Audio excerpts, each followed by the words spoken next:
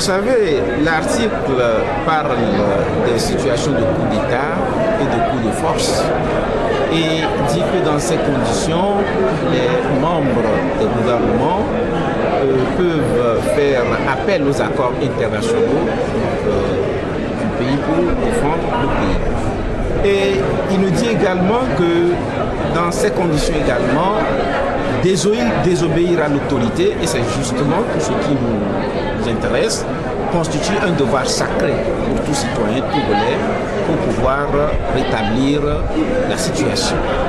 Et aujourd'hui, nous constatons que nous avons tout fait pour que nous puissions entrer dans des conditions normales, pouvoir discuter dans de bonnes conditions avec ce gouvernement. Contrairement à ce que les gens ont pu dire, nous n'avons jamais refusé le dialogue. Nous étions entièrement ouverts au dialogue et nous disons que nous voulons un dialogue de bonne foi. Et ce dialogue de bonne foi, ou si vous voulez, l'élément qui pourrait au moins indiquer cela, c'est le respect minimum de nos droits, la liberté de manifestation. Vous l'avez vu, il y a eu une interdiction illégale de ces manifestations. Je ne veux plus revenir sur les détails, c'est acquis. Et aujourd'hui, hier, on nous a dit que c'est l'itinéraire qui posait problème. Aujourd'hui, nous avons dit qu'il n'y a pas de difficulté particulière. Nous respectons l'itinéraire, indiqué par le gouvernement. Et malgré cela, à peine nous avons fait 10 mètres et en l'absence de tout incident, ils ont commencé encore à nous disperser. Nous avons enregistré beaucoup de blessés, des blessés graves. Et suivant les informations, nous avons actuellement un mort. Nous allons vérifier, bien évidemment, pour transprimer cette situation.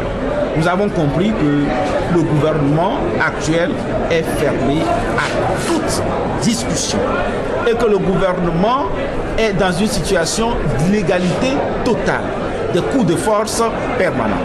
Et nous disons que ça suffit. Et nous demandons donc aux Togolais de prendre leur responsabilité. Alors cet article appelle-t-il à l'insurrection?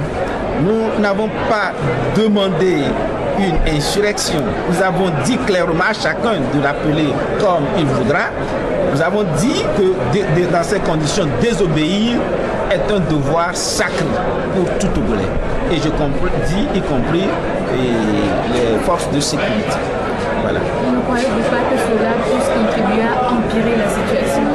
Ce n'est pas notre volonté, ce n'est pas ce que nous avons fait. Pour nous, et c'est ce que nous avons essayé de faire jusqu'à présent, c'est d'amener ce gouvernement à un dialogue sincère et franc. Mais lorsque vous êtes face à un mur qui refuse de vous écouter, vous faites quoi? Et notre démarche s'inscrit toujours dans la légalité, puisque nous venons d'invoquer simplement un article de notre Constitution. Merci.